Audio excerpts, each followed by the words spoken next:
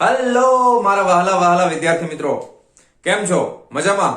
મારું નામ છે ફાલ્ગુન આદ્રોજા, હું રાજકોટથી છું અને તમે જોઈ રહ્યા છો ફિઝિક્સ વિથ ફાલ્ગુન સર. અને વહાલા વિદ્યાર્થી મિત્રો, અત્યારે આપણે જોઈ રહ્યા છીએ ધોરણ 11 ફિઝિક્સ ચેપ્ટર નંબર 14, જેનું નામ છે દોલનો, કે જેમાં લાસ્ટ લેક્ચર ની અંદર આપણે પ્રસ્તાવનામાં દોલિત ગતિ અને આવર્ત ગતિ શું છે એના બે વચ્ચેનો તફાવત આપણે જોયો હતો. દોલિત ગતિ કોને કહેવાય, આવર્ત ગતિ કોને કહેવાય, એના માટે આપણે ગ્રાફ દ્વારા એને સમજવાનો પ્રયત્ન પણ કર્યો હતો, બરાબર. અને આજે આપણે શરૂ કરવાના છીએ એના પછીના ટોપિકની સાથે. તો ફટાફટ એકવાર રિવાઇઝ કરી દઈએ કે આવર્ત ગતિ એટલે શું અને દોલિત ગતિ એટલે શું. તો કે યાદ કરીએ વ્યાખ્યા, આવર્ત ગતિની વ્યાખ્યા. તો સિમ્પલ ભાષામાં એવું કહી શકાય કે નિશ્ચિત સમયગાળા પછી પોતાની ગતિનું પુનરાવર્તન કરતી હોય તો પદાર્થની આવી ગતિને આવર્ત ગતિ કહેવાય, બરાબર છે. પણ આપણે જે વ્યાખ્યા યાદ રાખેલી હતી એ શું હતી કે જો કોઈ પદાર્થ કોઈ નિશ્ચિત પથ પર કોઈ નિશ્ચિત બિંદુને અનુલક્ષીને નિયત સમયગાળે પોતાની ગતિનું પુનરાવર્તન કરતો હોય તો પદાર્થની આવી ગતિને શું કહેવાય છે?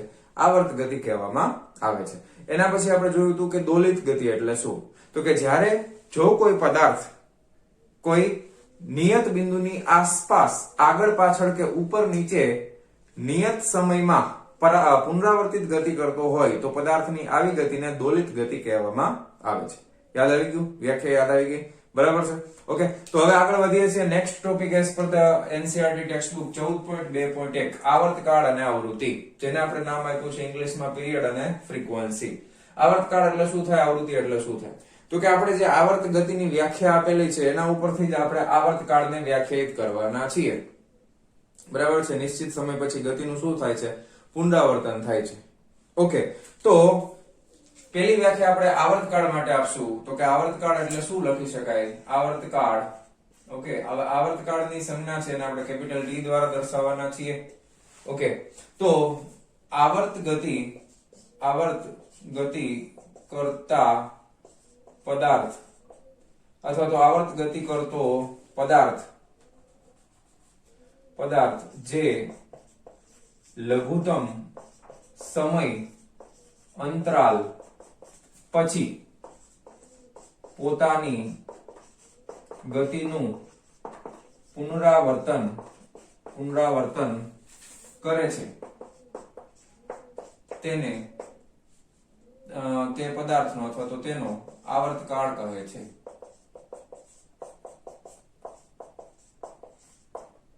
બરાબર છે. આ પહેલી વ્યાખ્યા. હજી આપણે બીજી વ્યાખ્યા પણ દર્શાવશું જે સહેલી પડશે. ઓકે, ફરી પહેલા પહેલી વ્યાખ્યા સમજી લે. આવર્ત ગતિ કરતો પદાર્થ, કોઈ પણ પદાર્થ છે એ આવર્ત ગતિ કરે છે જે લઘુત્તમ સમય અંતરાલ પછી પોતાની ગતિનું પુનરાવર્તન કરે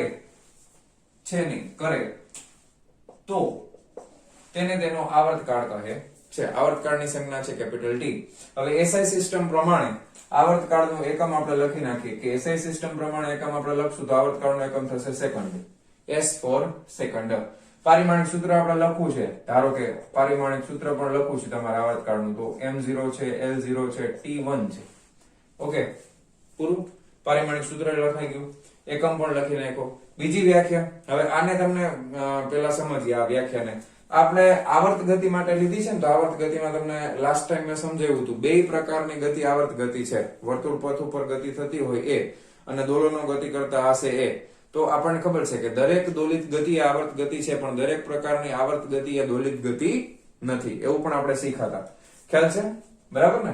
હા, તો હવે આપણે એને ઉદાહરણ આકૃતિ દ્વારા સમજાવવાનો હું તમને પ્રયત્ન કરું. દાખલા તરીકે અહીંયા આગળ સૂર્ય છે અને આ પૃથ્વી છે, આપણે સૂર્યની ફરતે, પણ આપણે એક્ઝેક્ટ સેન્ટરમાં ન રખાય સૂર્યને, કારણ કે આપણને ખબર છે કેવી ગતિ છે. આ દીર્ઘવૃત્તીય કક્ષામાં પરિભ્રમણ કરે ને, કેવી કક્ષાઓમાં પરિભ્રમણ કરે? દીર્ઘવૃત્તીય કક્ષામાં.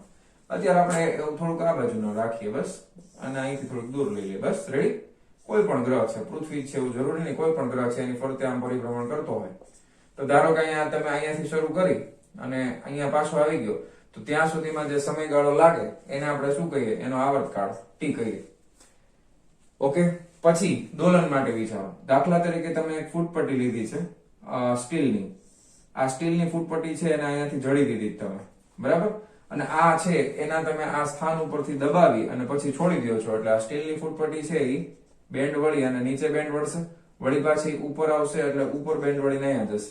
ઓકે, તો હવે આ શું કરે છે? દોલન કરે છે ને, દોલિત ગતિ કરે છે. આ એનું મધ્યમાન સ્થાન છે. થોડુંક આને નીચે લઈ લઈએ આપણે, બે વચ્ચે સરખું જ રાખીએ. તો અહીંયાથી જેટલી ઉપર જશે એટલી જ અહીંયાથી નીચે જશે. આ એનું કયું સ્થાન કહેવાય? તો કે ભાઈ આ મધ્યમાન સ્થાન કહેવાય. રેડી? તો આમાં એક આખું દોલન ક્યારે પૂરું થાય? તો કે જ્યાંથી શરૂ કર્યું તો ત્યાં પાછું આવવું જોઈએ. ધારો કે તમે અહીંયાથી શરૂ કરીને પહેલા નીચે મોકલો છો, ધ્યાન આપજો ખાસ. અહીંયાથી શરૂ કરો છો, નીચે જાય છે, બરાબર? હવે નીચે જાય છે, નીચેથી ફરી પાછું ઉપર આવે છે, ઉપરથી અહીંયા જઈ અને ફરી પાછું અહીંયા આવે છે, ત્યારે એક દોલન કમ્પ્લીટ થાય. આખું એક ચક્કર પૂરું થવું જોઈએ. પણ તમે એમ કહો સાહેબ નીચેથી દબાવીને અહીંયા પાછું તો આવી ગયું, તો એ અડધું દોલન કહેવાશે. ખાસ એ સમજજો, બરાબર? અથવા તમને એમ ન ખબર પડે તો નીચેથી ચાલુ કરો ને, બરાબર? નીચેથી ક્યાં ગયું? અહીંયાથી ઉપર ગયું, ઉપરથી વળી પાછું ક્યાં આવે છે? નીચે. તો નીચેથી શરૂ કરો તો નીચેથી ઉપર, ઉપરથી નીચે, તો એક કમ્પ્લીટ દોલન આને કહેવાય. તો એક દોલન પૂરું થવા માટે લાગતા સમયગાળાને પણ શું કહેવાય? આવર્તક કાળ કહેવામાં આવે છે. ઓકે, તો આવર્તકાળની બીજી વ્યાખ્યા આપણે દોલિત ગતિને ધ્યાનમાં લઈને જો લખીએ તો શું લખી શકાય? તો કે દોલક એટલે જે દોલન કરતું હોય એને દોલક કહેવાય. દોલકને એક દોલન પૂર્ણ કરવા માટે લાગતા સમયગાળાને આવર્તકાળ કેપિટલ ટી કહે છે. ઓકે, દોલકને એક દોલન પૂર્ણ કરવા માટે લાગતા સમયગાળાને આવર્તકાળ કેપિટલ ટી કહે છે. એસઆઈ એકમ સેકન્ડ છે, પારિમાણિક સૂત્ર m0l0 t1 છે. ખ્યાલ આવી ગયો? પરફેક્ટ. આવર્તકાળની વ્યાખ્યા આ મેં તમને પહેલા પણ સમજાવેલી છે.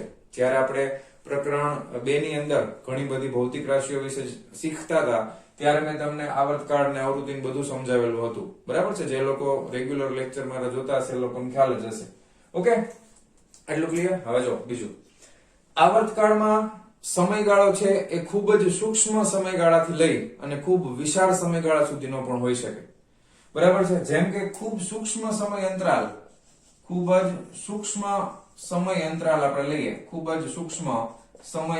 આપણે લઈએ, અથવા તો સમયગાળો, તો ખૂબ જ સૂક્ષ્મ સમયમાં ક્વાર્ટઝ નામનો પદાર્થ હોય છે. કયો? તો કે ક્વાર્ટઝ નામનો એક પદાર્થ છે. એ ક્વાર્ટઝ પદાર્થના અણુઓ જે છે એ પોતાના સ્થાન ઉપર દોલિત ગતિ કરતા હોય, અને એ દોલિત ગતિ થવા માટે એક દોલન પૂરું થવા માટે લાગતો સમયગાળો છે એ માઇક્રોસેકન્ડના ક્રમનો હોય છે. તો માઇક્રોસેકન્ડનો મતલબ થાય 10⁻6 સેકન્ડ. હું આખું લખું છું, એસીસી એટલે કે સેકન્ડ, કન્ફ્યુઝન ન થાય એટલે. આને તમે માઇક્રોસેકન્ડ પણ લખી શકો છો. કોના માટે? ક્વાર્ટઝના અણુઓના દોલનનો સમયગાળો કેટલો છે? 10⁻6 સેકન્ડ. તો આ ખૂબ જ સૂક્ષ્મ સમયગાળો છે. તો દર વખતે સેકન્ડ થી પૂરું કામ ન પણ બને, એવું બને. પછી દાખલા તરીકે આપણે બુધ ગ્રહની વાત કરીએ, બરાબર? ખૂબ મોટો સમયગાળો હોઈ શકે. દાખલા તરીકે ભાઈ બુધ ગ્રહ છે, તો બુધ ગ્રહ છે સૂર્યની આસપાસ પરિભ્રમણ કરે છે, જેમ પૃથ્વી કરે છે એ જ રીતના બુધ પણ કરે છે. તો બુધ ગ્રહને એક પરિભ્રમણ પૂરું કરવા માટે લાગતો સમયગાળો જે છે એ 88 પૃથ્વી દિવસ છે. કેટલો છે? 88 પૃથ્વી દિવસ થાય. તો અહીંયા આગળ દિવસના ક્રમનો પણ આવી ગયો, બરાબર? ઓકે, પછી હજી એક બીજું ઉદાહરણ લઈએ કે ભાઈ હેલીનો ધૂમકેતુ છે. હવે એમાં ધૂમમાં લગભગ દીર્ઘાય, રસ્વાય દીર્ઘ, આપણે ભૌતિક વિજ્ઞાનમાં રસ્વાય દીર્ઘાયનું બહુ મહત્વ નથી, બરાબર? તો હેલીનો ધૂમકેતુ જે છે એ દર 76 વર્ષે, કેટલા વર્ષે? દર 76 વર્ષે સૂર્યની આસપાસ પ્રદક્ષિણા કરે છે. હવે આ જે હેલીનો ધૂમકેતુ ઘણા જોયા પહેલા ગુજરી જાય એમ, બરાબર? જે લોકોનું આયુષ્ય 76 વર્ષ કરતા વધારે હોય એ પોતાના જીવનમાં એક વખત હેલીનો ધૂમકેતુ જોઈ શકે, બરાબર? પણ કદાચ એવું બને કે એના કરતા નાનું આયુષ્ય હોય, અથવા તો એ આવવાનું હોય એના નજીકના સમયગાળામાં, દાખલા તરીકે આ વર્ષે હેલીનો ધૂમકેતુ વયો ગયો, તો પછી જેનો જન્મ થયો હોય એ 76 વર્ષ સુધી જીવે તો એને બીજી વાર દેખાય, બાકી દેખાય નહીં, બરાબર? તો આટલો મોટો આવર્તકાળ પણ હોઈ શકે. તો એના અલગ અલગ ઉદાહરણો છે. આ આવર્તકાળ માટેના અલગ અલગ ઉદાહરણ છે. રેડી? ક્લિયર? તો આવર્તકાળને લગતી આ ઇન્ફોર્મેશન્સ ફટાફટ વિડિયો પોઝ કરી અને લખી નાખો. આ વ્યાખ્યા ટેક્સ્ટબુકમાં નથી આવી, પણ આ પણ તમે લખી નાખજો. દોલકને એક દોલન પૂર્ણ કરવા માટે લાગતા સમયગાળાને આવર્તકાળ કેપિટલ ટી કહે છે. રેડી? ચાલો જવા દઉં. હવે એક કામ કરીએ, આવૃત્તિ આમાં પણ આવૃત્તિ આમાં જ સમજાવી દઉં તમને. આવર્તકાળ અને આવૃત્તિ વચ્ચેનો સંબંધ. આવૃત્તિ એટલે શું, જેને ઇંગ્લિશમાં ફ્રીક્વન્સી કહેવામાં આવે છે. આવૃત્તિ એટલે શું થાય, બરાબર? તો આવર્તકાળના વ્યસ્તને સિમ્પલ ભાષામાં કેવું હોય તો આવર્તકાળના વ્યસ્તને આવૃત્તિ કહે છે. આ વ્યાખ્યા તમારે લખવી હોય તો પહેલા આવર્તકાળની વ્યાખ્યા લખેલી હોવી જોઈએ. બાકી એમ કહે કે આનું વ્યસ્ત ખબર હતી, આવર્તકાળની વ્યાખ્યા ન આવડે તો કેમ ખબર પડે, બરાબર? તો આપણે હવે કલર બદલીને લખી નાખીએ એટલે તમને ખ્યાલ આવશે. આવૃત્તિ, આવૃત્તિ કોને કહેવાય? આવૃત્તિની સંજ્ઞા. હવે આવૃત્તિ માટે ટેક્સ્ટ બુકમાં જે સંજ્ઞા વાપરી છે એનું નામ છે મ્યુ. પણ એ છે ને આ રીતે છે, જો સ્મોલ v જેવી દેખાશે, આને મ્યુ કહેવાય. હવે આમાં છે ને કન્ફ્યુઝન થાય. શું કન્ફ્યુઝન થાય? કારણ કે વેગ માટે સંજ્ઞા પણ સ્મોલ v જ છે. હવે આ સ્મોલ v જેવું જ દેખાય છે આ મ્યુ. સ્મોલ v કરતા થોડુંક આમ અહીંયા થોડુંક આમ અલગ આવે, સેજ જ માઇનોર ડિફરન્સ આવે, પણ બહુ ખ્યાલ ન આવે. એટલા માટે આપણે આ સંજ્ઞા વાપરવાના બદલે આવૃત્તિને ઇંગ્લિશમાં ફ્રીક્વન્સી કહેવાય, જેના પહેલા અક્ષર ઉપરથી એને સ્મોલ f સંજ્ઞા વડે દર્શાવવાના છીએ. ઓકે, કેના ઉપરથી? ફ્રીક્વન્સી. આવૃત્તિને ઇંગ્લિશમાં શું કહેવાય? ફ્રીક્વન્સી. તો ફ્રીક્વન્સીનો પહેલો અક્ષર કયો છે તો કે સ્મોલ f છે. તો એના ઉપરથી આપણે આવૃત્તિને શું શેના વડે દર્શાવવાના છીએ તો કે સ્મોલ f વડે દર્શાવશું. આપણે જેટલા દાખલા કે જે કંઈ પણ થિયરી કરશું એમાં આવૃત્તિ જ્યારે પણ હું લખીશ ત્યારે f જ લખીશ, મ્યુ નહીં લખું. ટેક્સ્ટ બુકમાં શું લખેલું છે? મ્યુ. આપણે શું કામ નથી લખતા? કન્ફ્યુઝન ન થાય એટલે, વેગમાં અને આવૃત્તિમાં, એટલા માટે, બરાબર? આવૃત્તિ. તો સિમ્પલ ભાષામાં લખો શું લખી શકાય કે આવર્તકાળના વ્યસ્તને આવૃત્તિ કહે છે. એના કરતા આપણે વ્યવસ્થિત વ્યાખ્યા લખી કે એકમ સમયમાં થતા પરિભ્રમણની સંખ્યાને આવૃત્તિ કહે છે. બરાબર? એકમ સમયમાં થતા પરિભ્રમણની સંખ્યાને આવૃત્તિ કહે છે. પણ હવે તમે એમ કહેશો સાહેબ આમાં ક્યાં પરિભ્રમણ થાય છે? આમાં તો દોલન થાય છે ને. પરિભ્રમણ તો આમાં થાય છે, આમાં તો શું થાય છે? દોલન થાય છે. તો એકમ સમયમાં થતા દોલનો, અહીંયા તમે શબ્દ આ પણ લખી શકો, એકમ સમયમાં થતા દોલનોની સંખ્યાને આવૃત્તિ કહે છે. બરાબર છે? અને આવૃત્તિ છે એના માટેની સંજ્ઞા મ્યુ અથવા f છે. હવે સમય ઉપર દોલનોની સંખ્યાના છેદમાં શું આવે? સમય. એટલે આના માટેનો એકમ શું થશે?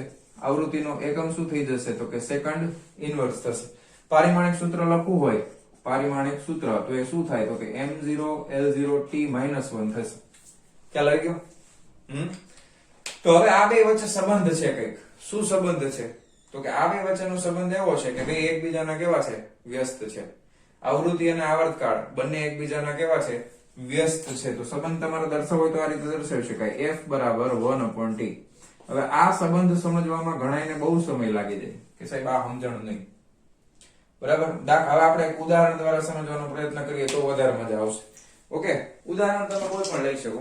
ટેક્સ્ટ બુકમાં એક ઉદાહરણ આપ્યું છે, એ તમે સમજશો તોય તમને ખ્યાલ આવી જશે. દાખલા તરીકે હું તમને એમ કહું છું કે કોઈ એક પદાર્થ દોલન કરે છે, બરાબર? તો 1 સેકન્ડની અંદર થતા દોલનોની સંખ્યા 20 છે, બરાબર? હું તમને અહીંયા સમય આપી દઉં અને અહીંયા આપી દઉં દોલનોની સંખ્યા, અથવા તો પરિભ્રમણની સંખ્યા રાખો, કાંઈ વાંધો નથી. દાખલા તરીકે સમય છે એ આપણે સેકન્ડમાં રાખીએ છીએ અને અહીંયા આપણે લખી નાખીએ 1 સેકન્ડ. ઓકે, 1 સેકન્ડમાં કેટલા દોલન થાય છે તો કે 20 દોલનો થાય છે. હવે 1 સેકન્ડમાં 20 દોલન થાય છે તો બોલો આની આવૃત્તિ કેટલી થાય? આવૃત્તિ એકમ સમયમાં થતા દોલનોની સંખ્યા, એટલે 1 સેકન્ડમાં થતા દોલનોની સંખ્યા 20 છે તો આની આવૃત્તિ થશે 20. ઓકે, અને હેનરીચ હર્ટ્ઝ નામનો વૈજ્ઞાનિક થઈ ગયો, જેના વિશે તમે 12મા ધોરણમાં ડિટેલમાં આપણે જોવાના છીએ. એને રેડિયો તરંગો છે એનું જ્યારે સંશોધન કરતા હતા, એના એ સંશોધન ઉપરથી આપણે આવૃત્તિનો જે એકમ છે એના નામ ઉપરથી એને એકમને આપણે હર્ટ્ઝ નામ આપેલું છે. પણ ખરેખર આપણને ખબર છે એ એકમ શું છે? દોલનોના છેદમાં સમય. એટલે 1 હર્ટ્ઝ બરાબર શું લખી શકાય? આ અલગ વસ્તુ છે. 1 હર્ટ્ઝ બરાબર 1 દોલન, બરાબર છે? 1 દોલન પ્રતિ સેકન્ડ. એટલે અહીંયા છેદમાં તમે દોલન પ્રતિ શું લખવાના છો? સેકન્ડ લખવાના છો. પણ દોલન છે એ આપણે MLT માં ન આવે, સંખ્યા છે એ MLT માં ન આવે, એટલે આપણે 1 સેકન્ડ ઇનવર્સ આ રીતે પણ લખી શકાય. અથવા તો તમે આ 1 હર્ટ્ઝ તો લખેલું જ છે, ખ્યાલ આવ્યો? ઓકે, હેનરીચ હર્ટ્ઝ નામનો વૈજ્ઞાનિક થઈ ગયો. 12માં આપણે એના વિશે ડિટેલમાં જોવાના છીએ. રેડિયો તરંગોનું સંશોધન કરતા હતા. એ સંશોધન પછી આપણે એમની યાદમાં આવૃત્તિના એકમને શું નામ આપેલું છે? હર્ટ્ઝ. તો અહીંયા તમે જોઈ શકો છો 1 સેકન્ડમાં કેટલા દોલનો થાય છે? 20 દોલનો થાય છે. તો આવૃત્તિ કેટલી થઈ ગઈ? 20 હર્ટ્ઝ. હવે હું તમને આવૃત્તિ આપું છું, પછી તમને એમ પૂછું કે ભાઈ મને આવર્તકાળ આપો. ભાઈ આનો શું આપો? તો કે આવર્તકાળ. હવે આવર્તકાળની વ્યાખ્યા યાદ કરો. એક પરિભ્રમણ અથવા તો એક દોલન પૂર્ણ થવા માટે લાગતા સમયગાળાને શું કહેવાય? આવર્તકાળ કહેવાય ને. આમાં 1 સેકન્ડમાં કેટલા દોલન થાય છે? 1 સેકન્ડમાં કેટલા થાય છે? 20. બરાબર. તો એક દોલન થવા માટે કેટલો સમય લાગે? તો તમારો જવાબ શું આવે? 1/20 થાય કે નહીં? બરાબર ને? સાચું ખોટું? 1/20 થાય કે નહીં? હા કે ના? સાચું ને? ત્રિરાશિ ખબર પડી ગઈ ને કે આવર્તકાળ એટલે એક દોલન માટે કેટલો સમય લાગે? 1 સેકન્ડમાં 20 દોલન થાય છે. તો એક દોલન માટે કેટલો ટાઈમ લાગતો હશે? તો 1/20 થાય. હવે આ 1/20 એટલે કઈ રીતે લખાય? તો કે જો દાખલા તરીકે 0.05 લખાશે ને, 20 × 100. ખ્યાલ આવ્યો? આના બરાબર 0.05 થાય. હવે આનો એકમ શું લખી શકાય? તો કે એકમ આવર્તકાળ એટલે સેકન્ડ આવશે ને. આનો એકમ શું આવશે? આટલી સેકન્ડમાં થાય. ખ્યાલ આવ્યો? આટલી સેકન્ડ થાય ને 0.05 જેટલી, એટલે એક દોલન પૂરું થઈ જશે. તો આ થઈ ગયો આવર્તકાળ. તો મેં ખરેખર તો શું કર્યું છે? 20 શું છે? એ તો આવૃત્તિ છે. તો આવી ગયો સંબંધ F બરાબર 1/T, અથવા તો તમે લખો ને આવર્તકાળ T બરાબર 1/F લખો. બે વ્યસ્ત છે ને એકબીજાના. અથવા F બરાબર 1/T લખો. કોઈ ફેર પડતો નથી. તો આવૃત્તિ અને આવર્તકાળ બંને શું છે? એકબીજાના વ્યસ્ત છે. આવૃત્તિ અને આવર્તકાળ બંને એકબીજાના વ્યસ્ત છે. ખ્યાલ આવી ગયો આટલો? કોઈ પ્રોબ્લેમ નથી ને? ઓકે, તો આપણે આવર્તકાળ શીખી લીધો, આપણે આવૃત્તિ શીખી લીધું. પણ હજી આ ચેપ્ટર ની અંદર એક બીજી વસ્તુ આપણે જોવાના છીએ, જેનું નામ છે કોણીય આવૃત્તિ. એનું નામ શું છે? કોણીય આવૃત્તિ. હવે કોણીય આવૃત્તિ એટલે કે ઓમેગા વડે દર્શાવવામાં આવે છે. ઓમેગા થી તમે પરિચિત છો. તમે ઓમેગાને આપણે કોણીય વેગ કહીએ છીએ. તો કોણીય સ્થાનાંતરના છેદમાં સમયગાળો. હવે હું તમને એકદમ પરફેક્ટ રીતે એક વસ્તુ સમજાવું, ધ્યાનથી જોજો. ઓમેગા એટલે આપણે કોણીય વેગ કહીએ છીએ ને. હાલો, બહુ સરસ. દાખલા તરીકે કોઈ વસ્તુ પરિભ્રમણ કરે છે, આમ ગોળ ગોળ પરિભ્રમણ કરે છે ને, તો અહીંયાથી પરિભ્રમણ કરવાની શરૂઆત કરી, વર્તુળ માર્ગે પરિભ્રમણ કરે છે. એટલે અહીંયાથી તમે જુઓ ફરતા ફરતા અહીંયા આવે છે. એટલે એક પરિભ્રમણ પૂરું થાય તો કોણીય સ્થાનાંતર કેટલું થાય? અહીંયાથી ફરવાની શરૂઆત કરી અને ફરતો ફરતો અહીંયા આવી ગયો. તો કોણીય સ્થાનાંતર એટલે ખૂણો થયો ને. આ ખૂણો કેટલો થાય? તો કે કોણીય સ્થાનાંતર 2π જેટલું થશે. બરાબર. અને એક પરિભ્રમણ કરે એટલે આવર્તકાળ કેટલો થાય? T જેટલો થાય. તો વેગ એટલે તમે શું લખો છો? કોણીય સ્થાનાંતર. કોણીય વેગ બરાબર કોણીય સ્થાનાંતર ના છેદમાં સમય, એટલે 2π ના છેદમાં T બરાબર શું લખાય? તો કે ઓમેગા લખાય ને. સાચું ખોટું? ઓમેગા બરાબર શું થાય? 2π/T થાય ને. કોણીય સ્થાનાંતર ના છેદમાં સમયગાળો. હવે 1/T એટલે શું લખાય? 1/T એટલે તો જો આપણને ખબર છે આ વ્યસ્ત, 1/T એટલે તો F લખાય. એટલે અહીંયા તમે લખી શકો 2πF. આ F શું છે? આ F તો આવૃત્તિ છે. તો કોણીય આવૃત્તિની વ્યાખ્યા તમે શું આપી શકો? તો કે આવૃત્તિને કેના વડે ગુણી નાખવાનું? 2π વડે ગુણતા મળતી ભૌતિક રાશિને શું કહેવાય? કોણીય આવૃત્તિ કહે છે. બરાબર? કોણીય આવૃત્તિ કહે છે. ઓકે, આનો એકમ પણ પ્રતિ સેકન્ડ છે. આવૃત્તિનો જે એકમ હશે હર્ટ્ઝમાં તમે લખી નાખો અથવા પ્રતિ સેકન્ડ લખી નાખો તો કોણીય આવૃત્તિનો એકમ પણ સેકન્ડ ઇન્વર્સ જ છે. પારિમાણિક સૂત્ર m0l0t-1 જ થશે. ઓકે, કારણ કે રેડિયન ને આપણે પારિમાણિક સૂત્રમાં ગણતા નથી. તો આ એક બીજી રાશિ છે. અત્યાર સુધી આપણે આને કયા નામે ઓળખતા હતા? આપણે આને કોણીય વેગના નામે ઓળખતા હતા. હવે એનું બીજું નામ શું છે? દોલનો માટેનું ખાસ નામ શું છે? કોણીય આવૃત્તિ. ખાસ આ યાદ રાખજો. અત્યાર સુધી આપણે એને કોણીય વેગ તરીકે ઓળખતા હતા. હવે આપણે એને બીજું નામ આપ્યું છે, જેનું નામ છે કોણીય આવૃત્તિ. કોણીય આવૃત્તિ એને તમારે વ્યાખ્યાયિત કરવું હોય તો આવૃત્તિને 2π વડે ગુણતા મળતી ભૌતિક રાશિને કોણીય આવૃત્તિ કહે છે. ઓકે, તો ફટાફટ હવે વિડિયો પોઝ કરીને આટલી વસ્તુ લખી નાખો અને હવે આપણે આગળ જોઈએ છીએ. ચાલો જવા દઉં છું.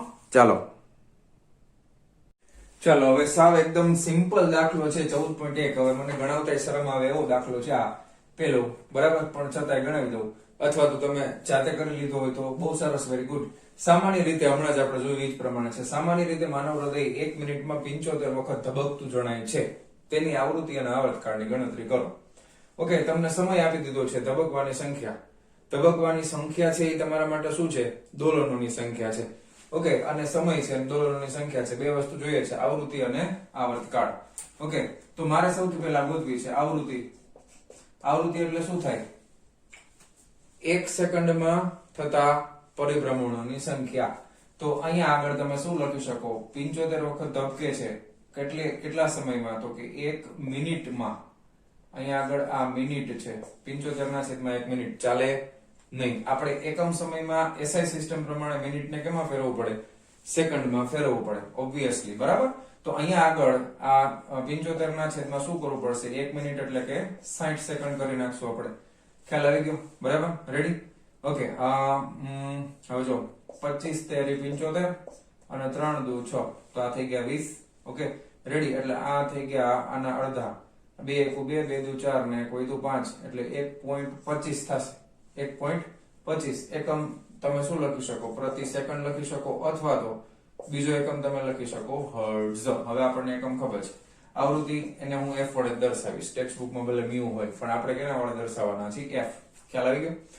તો આવૃત્તિ મળી ગઈ. હવે આવર્તકાળ જોઈએ છે. તો આવર્તકાળ એક મળી જાય ને પછી બીજું ગોતવા ન જવાય. આવર્તકાળ t બરાબર એકબીજાના વ્યસ્ત જ છે, એટલે 1/f કરી દેવાનું, એટલે વાર્તા દઈએ પૂરી.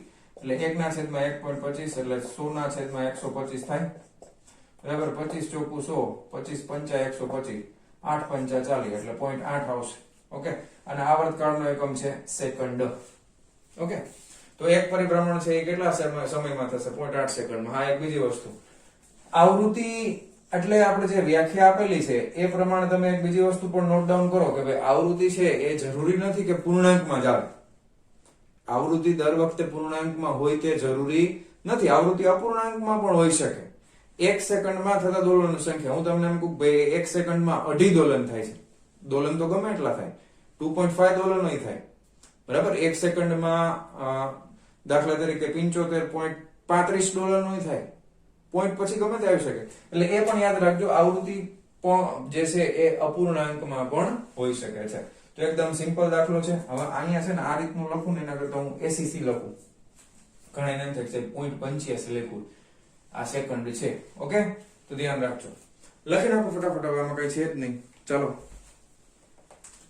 જવા દઉં છું, લખી નાખજો. ચાલો વિદ્યાર્થી મિત્રો, નેક્સ્ટ ટોપિક છે 14.2.2. નામ છે સ્થાનાંતર ડિસ્પ્લેસમેન્ટ. ઘણા એમ થશે કે સર આ ટોપિક આપણે ઓલરેડી ભણી ગયા છીએ. પ્રકરણ નંબર 4 ની અંદર આપણે સ્થાનાંતર વિશે બધી માહિતી મેળવેલી છે. તમારી વાત સાચી. એમાં આપણે શું ભણ્યા હતા? તો કે સ્થાનાંતર છે એ સદિશ રાશિ છે. કોઈ પદાર્થ છે સમયની સાથે પોતાનું સ્થાન બદલતો હોય તો પ્રારંભિક બિંદુ અને અંતિમ બિંદુ વચ્ચેના લઘુત્તમ અંતરને આપણે સ્થાનાંતર તરીકે ઓળખીએ છીએ. સ્થાનાંતરનો એસઆઈ સિસ્ટમ પ્રમાણે એકમ મીટર હોય છે. બાકીના એકમોમાં સેન્ટીમીટર, મિલીમીટર, કિલોમીટર કોઈ પણ લઈ શકાય છે. તો આપણને ખબર જ છે. પણ અહીંયા આગળ આ ટોપિકમાં જે સ્થાનાંતરની વાત આપણે કરી છે એ થોડીક અલગ છે. શું છે એ હવે આપણે શીખવાના છે. અહીંયા આગળ સ્થાનાંતરને આપણે દોલનોના સંદર્ભમાં શીખવાના છે. દોલન કરતો હોય કોઈ પદાર્થ તો દોલનના સંદર્ભમાં સ્થાનાંતર એટલે શું થાય એના વિશે આપણે અભ્યાસ કરવાના છે. તો હવે આપણે સ્થાનાંતરનો વ્યાપક અર્થ જોવાના છે. કેવો અર્થ જોવાના છે? વ્યાપક અર્થ જોવાના છે. હું પહેલા તમને સ્થાનાંતરની વ્યાખ્યા લખીને આપું છું, બરાબર. પછી આપણે એમાં ડિટેલમાં થોડીક ચર્ચા કરશું, આગળ ટેક્સ્ટ બુક પ્રમાણે પણ ચર્ચા કરશું. તો યાદ કરો, પહેલા લેક્ચરની અંદર મેં તમને દોલન માટે એક એવા બિંદુ વિશે જાણકારી આપી હતી કે જેને આપણે શું કહીએ છીએ? તો કે એ જે બિંદુ હોય, પદાર્થ ઉપર કોઈ પણ જાતનું બાહ્ય બળ ન લગાવવામાં આવે અથવા તો ચોખ્ખું બાહ્ય બળ શૂન્ય હોય તો પદાર્થ છે એ પોતાની જગ્યા ઉપર સ્થિર હોય અને જો ખસેડવામાં આવે તો પાછો એની જગ્યાએ આવવાનો પ્રયત્ન કરે. તો એ બિંદુને આપણે શું નામ આપ્યું હતું? યાદ કરો, સંતુલન સ્થિતિમાં હતું ને, તો કેવું બિંદુ? સંતુલન બિંદુ એવું નામ આપ્યું હતું. યાદ આવી ગયું છે? વાટકી વાળું ઉદાહરણ યાદ કરો. એક આ વાટકો લીધો હતો, બરાબર છે. વાટકામાં દડો અહીંયા પડ્યો હોય, પડ્યો જ હોય, પછી એને જ્યાં સુધી હલાવો નહીં ત્યાં સુધી આમ જ રહેશે. પણ તમે એને આમ ખસેડો પોતાના સ્થાનથી તો દડો છે એ પાછો પોતાની મૂળભૂત જગ્યાએ આવવાનો પ્રયત્ન કરશે ને, આ રીતે, બરાબર. અહીંયા આવશે તો વળી પાછો આમ જશે. તો આ જે બિંદુ છે, આ બિંદુ છે એ જ્યારે દડો અહીંયા મૂકવામાં આવે તો દોલન કરશે નહીં, પણ બીજે તમે ક્યાંય મૂકી દેશો તો દડો આમથી આમ દોલન કરશે. તો આ બિંદુને આપણે શું નામ આપ્યું છે? તો કે અહીંયા આગળ એ સંતુલન સ્થિતિમાં છે, તો આને આપણે નામ આપ્યું હતું સંતુલન બિંદુ. ઓકે, સંતુલન બિંદુ યાદ રહી ગયું, સંતુલન બિંદુ. ઓકે, અને આ પ્રકારની જે ગતિ હોય, કારણ કે દડો આમ જશે તો બળ કઈ તરફ લાગે? આમ. દડો ઉપર જાય તો બળ કઈ તરફ લાગે? આમ. સ્થાનાંતર ક્યાં થતું હતું? તો કે સ્થાનાંતર ઉપર થાય તો બળ વિરુદ્ધ દિશામાં, સ્થાનાંતર આમાં ઉપર થાય તો બળ વિરુદ્ધ દિશામાં. તો આ પ્રકારની ગતિ છે, આમાં જો ઘર્ષણને ઉગડવામાં આવે તો આને કહેવામાં આવે છે સરળ આવર્ત ગતિ. કેવી ગતિ? આ પણ મેં તમને વ્યાખ્યા આપી હતી, બરાબર છે. સરળ આવર્ત ગતિ, સ્થાનાંતરની વિરુદ્ધ દિશામાં હંમેશા બળ લાગે. અને કઈ જગ્યાએ બળ લાગતું હોય? તો કે સંતુલન બિંદુ તરફ જ બળ લાગે હંમેશા. ઓકે, અને હંમેશા સ્થાનાંતરની વિરુદ્ધ દિશામાં હોય, અને આવી ગતિને સરળ આવર્ત ગતિ કહેવાય. હવે આપણે આના સંદર્ભમાં સ્થાનાંતરની વ્યાખ્યા લખું છું, ખાસ ધ્યાનથી જોજો વ્યાખ્યા શું થાય છે. ઓકે, તો આ છે સંતુલન બિંદુ. તો લખીએ કે ભાઈ સંતુલન બિંદુ. ઘણી વખત આપણે આને બીજું નામ આપીએ છીએ નિયત બિંદુ અથવા તો સંદર્ભ બિંદુ, કારણ કે ગતિનો અભ્યાસ છે એ આપણે આ બિંદુને ધ્યાનમાં લઈને કરવાના છે. તો સંતુલન બિંદુ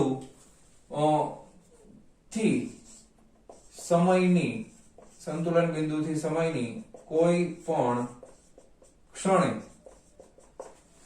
સંતુલન બિંદુથી સમયની કોઈ પણ ક્ષણે પદાર્થ, હવે અહીંયા આગળ કયો પદાર્થ ગણવાનો છે? તો કે આપણે સરળ આવર્ત ગતિ કરતો પદાર્થ લેવાનો છે. એને આપણે શું નામ આપી શકીએ? અથવા તો એને આપણે શું નામ આપીએ છીએ સરળ આવર્ત ગતિ કરતા પદાર્થને? તો કે દોલક. બરાબર, અથવા તમે દોલક શબ્દ યુઝ કરો. સંતુલન બિંદુ અથવા તો નિયત બિંદુ અથવા તો સંદર્ભ બિંદુથી સમયની કોઈ પણ ક્ષણે પદાર્થના સ્થાનને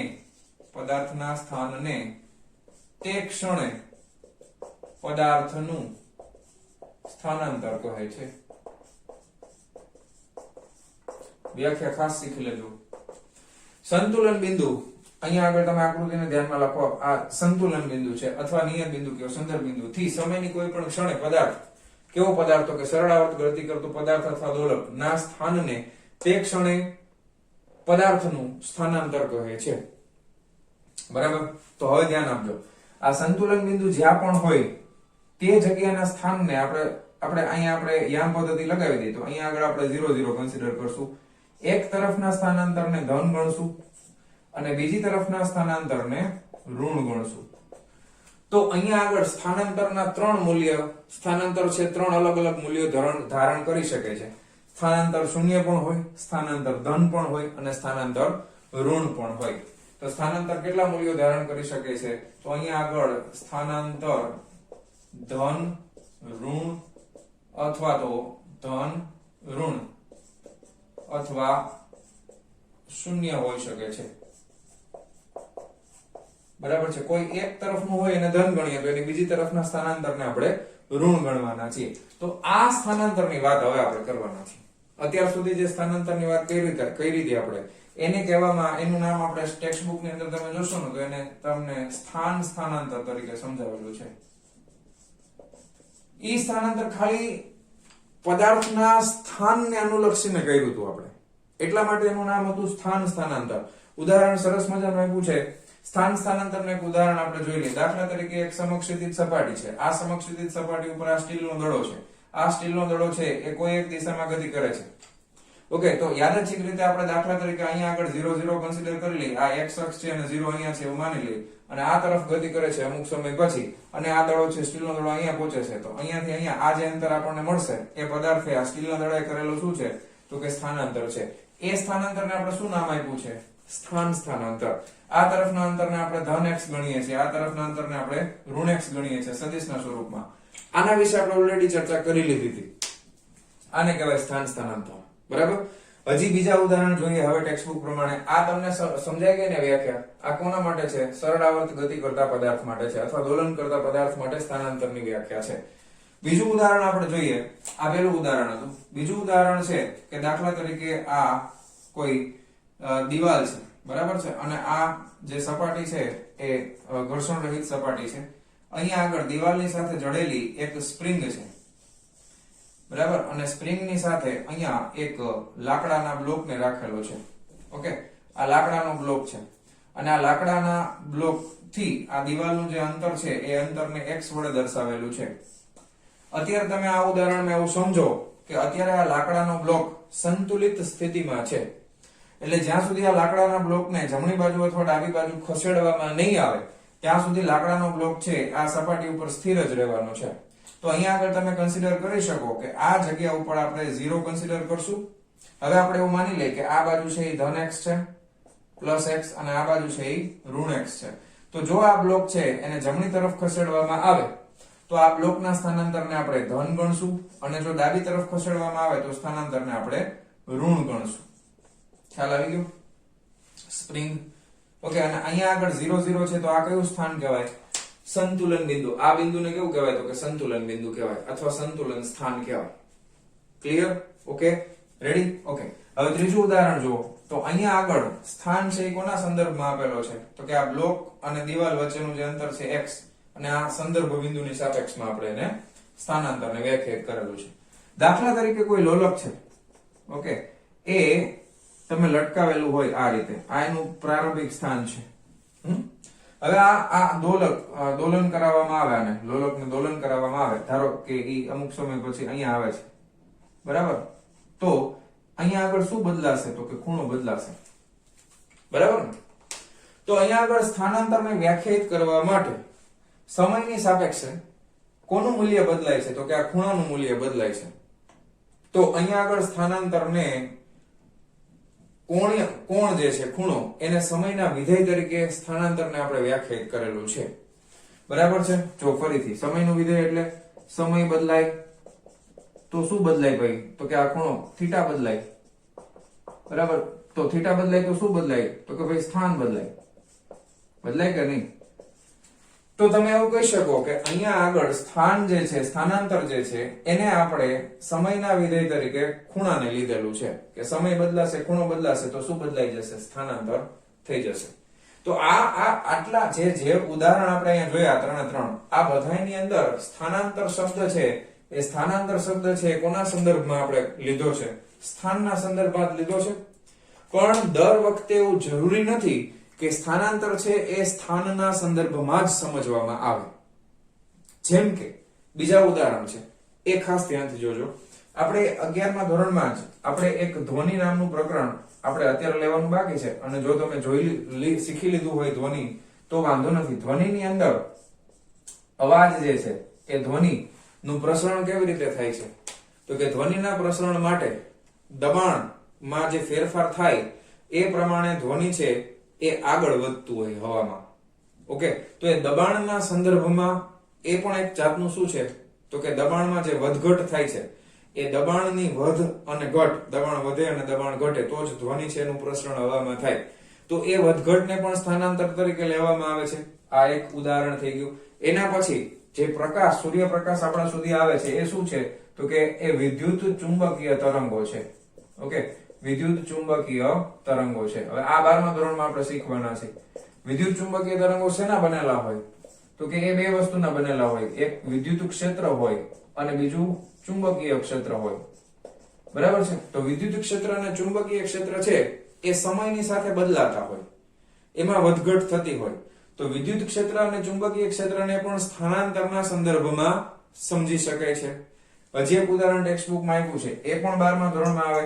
દાખલા તરીકે કોઈ કેપેસિટર છે. હવે તમને અત્યારે તો કેપેસિટર એટલે શું એ જ નહીં ખબર હોય, બરાબર ને? પણ અત્યારે ખાલી તમને સમજાવવા માટે, કેપેસિટર એક એવું સાધન છે કે જે વિદ્યુત ઉર્જાનો સંગ્રહ કરે છે. કેપેસિટરમાં બે પ્લેટ હોય, એક પ્લેટ ઉપર ધન વિદ્યુતભાર જમા થાય અને એક પ્લેટ ઉપર ઋણ વિદ્યુતભાર જમા થાય. આને કેપેસિટર કહેવાય. હવે આ કેપેસિટરને તમે કોઈ એસી સોર્સની સાથે જોડી દો. આપણા ઘરે જે વોલ્ટેજ આવે છે એ કેવા છે? એસી, બરાબર? Alternating current. એના માટે પણ આખું 12મા ચેપ્ટર છે.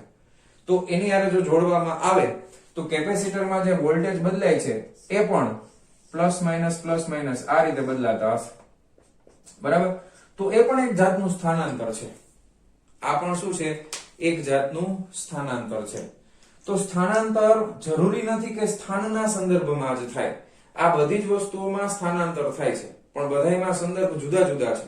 ઓકે, વોલ્ટેજ નું સ્થાનાંતર થાય છે અહીંયા આગળ વિદ્યુત ક્ષેત્ર અને ચુંબકીય ક્ષેત્રનું સ્થાનાંતર થાય છે, પણ એ સ્થાનના સંદર્ભમાં નથી. ધ્યાન આપજો. અહીંયા ધ્વનિની અંદર તો કે દબાણમાં ફેરફાર થાય છે, તો દબાણ એ સ્થાનાંતર તરીકે લઈ શકાય.